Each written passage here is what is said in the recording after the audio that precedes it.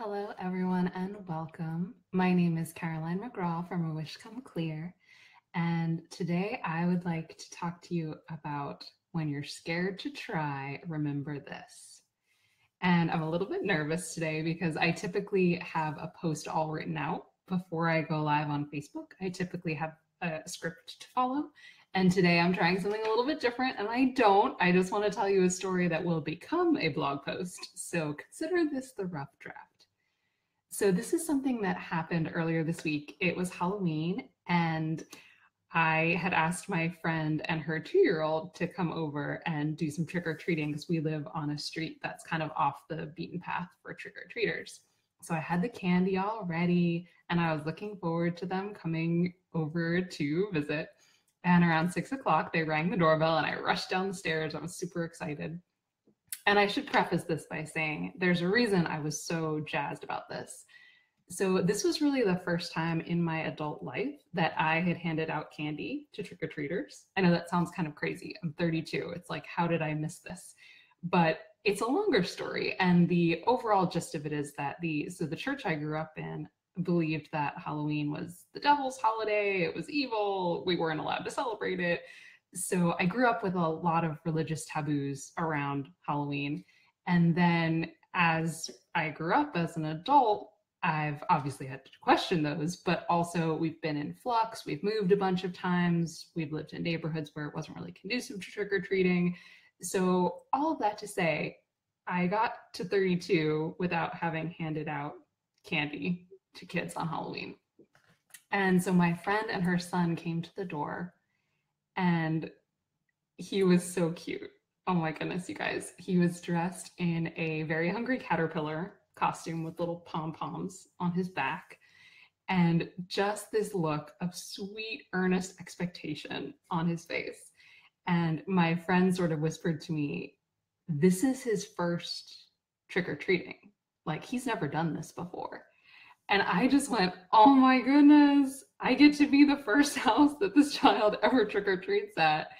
And so I knelt down, and his mom prompted him, what do you say? What do you say? Do you remember? And clearly she coached him on this. And of course, he's just supposed to say trick or treat, but instead, what he says is, I put on my costume and it's Halloween, and I walk outside and I walk to the house and trick or treat, and then you put candy in my bucket. He points to this little pumpkin. And of course, I am just cracking up inside, just so delighted by this really genuine, sweet explanation. It's like he was explaining this to me. In case I didn't know how Halloween worked, he was going to break it down. And I said, I would love to put some candy in the bucket. And so I poured out a little bit, and he looked at it, pleasantly surprised. And then we said goodbye, and his mom and dad and grandparents all, moved on to the next house. And the reason I'm sharing this with you today is because this touched me on this really deep level, because I thought about how often we're really scared to try. We're really scared to ask for what we want. We're really scared to show up or to write a book or to try out for a team or take a risk on anything we want. Admit that we like somebody, be in a friendship, ask somebody out for coffee. We're scared to do these things. And what my neighbor's child really drove home to me is that when we show up and we're earnest and we're wholehearted, that number one, we're pretty irresistible. It was incredibly sweet. I would have given this kid $100 if he had asked. He was really cute. And the second thing is that I thought about it on a theological level of, what if when we step outside our comfort zone and put on our metaphorical costumes and we give trick-or-treating a shot, even if we do it totally wrong, even if we don't even say trick or treat, how much so do people just want to give to us? And I thought, wow, I wonder if God, I wonder if the universe, I wonder if the force, whatever you want to call it, is like that, in that I wonder if it's so enthusiastic about rewarding even our smallest efforts, even if they're imperfect, even if they are not fitting the mold of what trick or treating should look like. What if the universe wants to be good to us anyway? And what if there is a force out there and around us and within us that loves us and wants us to have good things? So that's my challenge for you this week.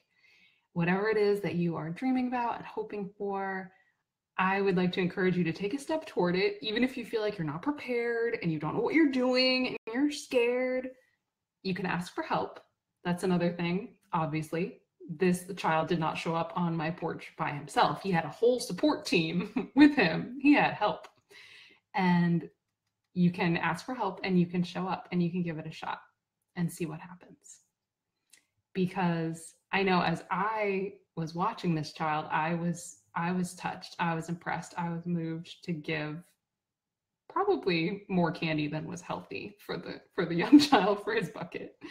So I challenge you, when you show up and you ask for what you want, you may just be surprised by how willing people are to give candy into your pumpkin bucket. You just never know. So happy Halloween. Thank you for listening and enjoy your day.